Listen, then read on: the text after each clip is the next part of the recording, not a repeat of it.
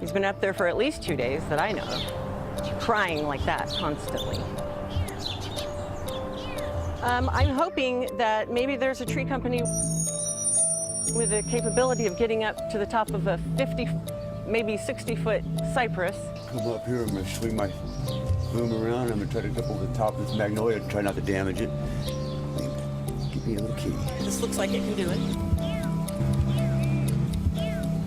I don't see him. I hear him. I'm gonna try to pull the branch, that top of the tree over to me. He says I can't reach it. Bend it over and try to snag him up.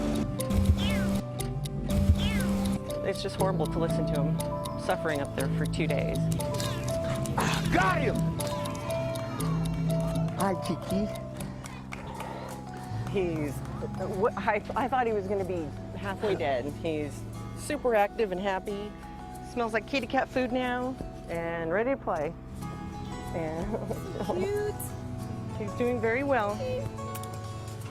Aww. Very cute. Dave joins us now with an update on the cat's condition. Oh my Hi, goodness. Davey. There was actually two of them, but this is the one that was way up in the tree right here. This is Dallas Butterfield. So Hi. Dallas, tell us how the kitties are doing. The kitties are doing well. They have had baths, they have food in their tummies, and they're staying in a temporary foster home right now. But they're relatively healthy. Yeah, they're super healthy. They're just not big enough for adoption right now, so we can't put them up for adoption yet. Okay, boy, this one's really shaky. How did it get out? When I shot the video, when I was shooting the video up there, he looked a lot bigger actually up in the tree, but he's just a little guy. Can you guys see that? Mm-hmm.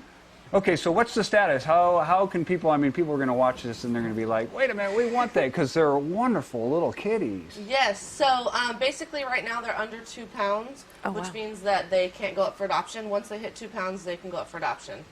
So right now they actually need foster parents to take them in for a couple weeks until they're big enough. Okay, and then once they go to the foster parents, then how do people adopt them from the foster parents? Basically they go to foster. These ones will probably be there for a couple weeks, and then once they hit 2 pounds, they'll be back at the shelter for adoption. Okay, so you're with Bradshaw Animal Shelter? I am, yes. Okay, so how can people reach out to you? They can email me at butterfield.d@sackcounty.net, or they can stop by the shelter and ask for me. Okay, so typically how long will they go to foster? These specific ones will probably be in foster for 2 weeks. For 2 weeks, Yeah. and then after that they'll probably be up and ready for adoption. Yes. Oh, they're gorgeous little kitties. They are super cute. So just talk about at the Bradshaw shelter. What else besides kitties, dogs, rabbits? What else do you have we there? have everything. We even have some barn animals. It really just depends on what gets brought in. Yeah. So we pull in any type of strays, really. Yeah. So these don't appear to be feral cats. Oh no. Were these somebody's or? These definitely aren't feral cats.